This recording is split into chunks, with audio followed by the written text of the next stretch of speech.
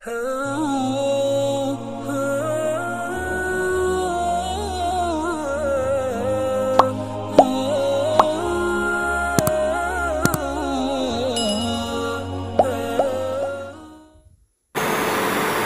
juga mengatakan inna rahmatallahi qaribun lil muhsinin.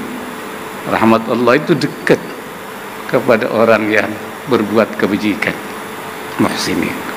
Tetapi hak prerogatif yang memasukkan kita ke dalam surga bukan amalnya, tetapi rahmat Allah subhanahu wa ta'ala. Kalau dihitung amal kita dengan nikmat Allah yang diberikan kepada kita, sama sekali tidak seimbang, bukan satu imbalan. Jadi udkhulul jannata bima kuntum ta'malun, itu adalah kehendak Allah, bukan merupakan kompensasi atau iwad atau imbalan yang karena kita berbuat kemudian, tetapi kita harus beramal. Disinilah kita harus menyerah kepada Allah, tapi kita juga harus berusaha semaksimal mungkin untuk mengatasi semua yang kita anggap bisa membahayakan. Karena itu Syekh Nawawi mengatakan kita itu harus dalam segala hal ikhtiaran zahiran, ittiraran batinan. Ikhtiar secara lahiriah dan kita pasrah secara batin. Assalamualaikum warahmatullahi wabarakatuh. Bismillahirrahmanirrahim. Rabbi syrah li sadri wa yassir li amri wahlul 'uqdatam min lisani yafqahu qawli. Wa shalli wa sallim wa barik ala sayyidina Maulana Muhammadin wa ala alihi washabihi asmin. Nama ba'du. Yang sangat saya hormati Bapak Wakil Presiden Profesor Dr.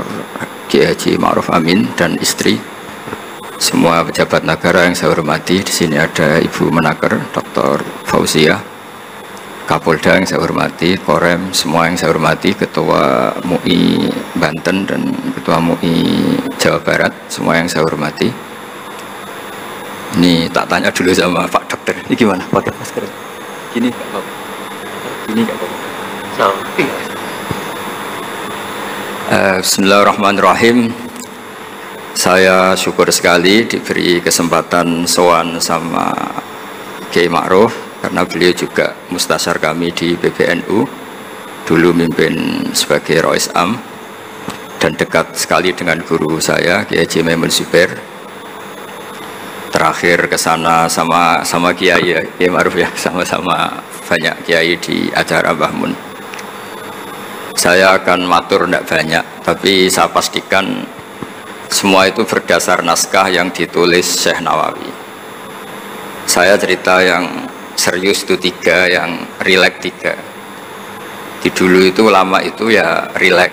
Di antara tulisan Syekh Nawawi, saya ini termasuk pengagum Kiai Nawawi, karena Kiai Maimun putra Kiai Zubair itu saking senangnya Kiai Nawawi itu naskahnya itu banyak tentang Syekh Nawawi.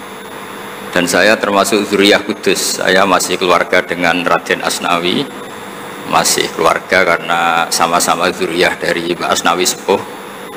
Itu yang akhirnya menikah Nyai Hamdana, yang dulu pernah dinikah Syekh Nawawi. Terus Nyai Hamdana itu dulu dengan Syekh Nawawi punya putri namanya Zuhroh. Setelah dengan Raden Asnawi punya anak dinamai Zuhri. Punya zuriyah, ada yang namanya Kiai Minan, Kiai Niam, terus punya anak-anak, diantaranya Kiai Hafid yang jadi menantu keluarga Sarang. Saya kalau boleh cerita, saya ini khatam Tafsir Munir itu 3 kali. Dulu ngaji di Sarang 2 kali, terus belajar sendiri, terus mentakriri. Takriri itu beri catatan-catatan yang untuk meneguhkan satu rilis ya, atau satu tag atau satu ibarat yang diinginkan Syekh Nawawi. Saya beri beberapa contoh, dan ini dipraktekkan di Indonesia. Orang Indonesia itu mesti hafal Fatihah dan semuanya merasa pintar. Itu ya barokahnya Syekh Nawawi, karena kata Syekh Nawawi itu semua Quran dikumpulkan di Fatihah. Fatihah itu dikumpulkan di Bismillah. Nah, Bismillah itu dikumpulkan di Ba. baknya saja masih dikorting di titiknya saja. Jadi kalau orang bisa titik itu sudah menguasai satu Quran. Karena pikirannya Syekh Nawawi itu semua Quran itu menerangkan tauhid, dan tauhid itu dimulai dari bak. Bak itu bi kana makana wa bi yakunu mayakun.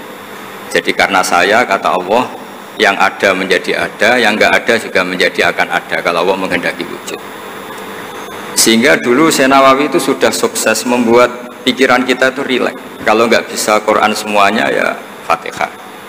Kalau Fatihah nggak bisa ya baca Bismillah. Setidaknya orang Islam itu nggak boleh tercerabut dari Quran. Sehingga saya kalau baca teks-teksnya Syekh Nawawi itu punya pengaruh besar di cara pandang kiai-kiai Indonesia. Di antaranya yang paling monumental, dan setelah ini saya akan tidak menambahi juga tidak mengurangi, adalah Syekh Nawawi cara menganalisis surat Ar-Rum. Di Indonesia itu menerima faham beragama, tapi tidak menerima faham ateisme. Itu dulu zaman Rasulullah SAW sugeng, itu ada kekuatan besar yaitu Romawi dan Persia. Singkat cerita, Persia ini tanpa nabi, tanpa kitab suci. Yang Romawi ini punya nabi dan punya kitab suci, meskipun versi mereka. Ketika orang Persia mengalahkan Romawi, itu nabi terus dicibir, diolok-olok sama orang kafir Mekah. Muhammad, kawan kamu yang punya kekuatan langit, maksudnya punya kitab suci, ternyata kalah. Paling kamu juga kalah dengan kita yang tanpa pegangan langit. Nabi itu susahnya minta ampun, karena Nabi tidak bisa membayangkan kalau kehidupan manusia itu tidak dipandu agama, tidak dipandu kitab suci. Meskipun zaman itu ya Romawi itu tidak Islam. Kemudian kata Nabi, diberitahu Allah Ta'ala, antara 3-9 tahun pasti Romawi akan mengalahkan Persia. Dan itu nggak dianggap kemenangan Romawi mengalahkan Persia, tapi menangnya ahli kitab, orang yang berpegangan kitab suci mengalahkan orang yang tidak berpegangan kitab suci. Dan saat itu Allah ngendikan wa yauma idzi yafrahul mu'minun, di hari kemenangan Romawi mengalahkan Persia atau kemenangan ahli kitab terhadap non ahli kitab, itu orang mukmin itu senang sekali, sangat senang. Ini saya baca di teksnya Syekh Nawawi supaya di sini Anda tidak mendengarkan pendapat saya, memang benar-benar mendengarkan apa yang dikatakan Syekh Nawawi. Saya baca tidak ya niru-niru Kiai Ma'ruf. Tadi beliau masih ngendikan secara fasih, ngendikan usul fikih, kaidah fikih, karena ilmu beliau dengan kita ini bersanad yang sama. Dulu Mbah Mun ngaji Mbah Karim yang ngaji Mbah Hasyim. Jadi Mbah Hasyim ngaji Syekhona Khalil, kalau saya lewat sanad kudus ya diantaranya saya lewat Syekh Nawawi Al-Bantani. Nanti saya baca beberapa sanad Syekh Nawawi. Kata Syekh Nawawi Al-Bantani, beliau ngendikan wa yauma idzi yafrahul mu'minuna binasrillah wa yauma idzi yaghlibur rumu ala farisa yafrahul mu'minuna bitaghlibillah man lahu kitabun ala man la kitabalah wa yafrahuna biwalabatihim al-musyrikina bi badrin. Jadi bangsa Indonesia itu terbiasa berkawan sama orang yang beragama, tapi tidak biasa berkawan dengan orang-orang yang tidak beragama.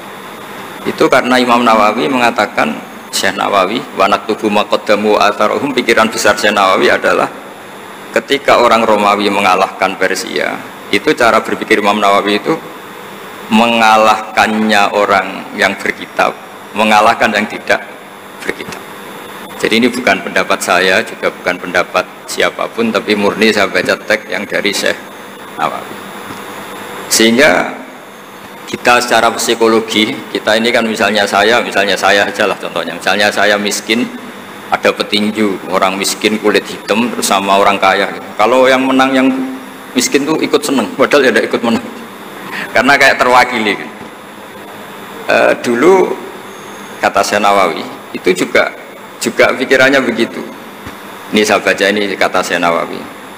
Misalnya seperti itu zaman itu. Wa sababu nuzuli hadil ayat annahu kana baina Faris war Rum qitalun. Wa kana al musyrikun yawadduna antaghliba farisu ar-Ruma. Li anna Faris kanu majusian ummiyin wal muslimuna yawadduna ghalabatar Rum ala Faris liqaunihim ahlal kitab. Jadi dulu itu kata Syekh Nawawi, pikirannya orang Islam, boyo yang menang itu ahli kitab karena sama-sama punya agama, punya peradaban. Jangan sampai yang menang itu yang tidak punya kitab, tidak punya peradaban.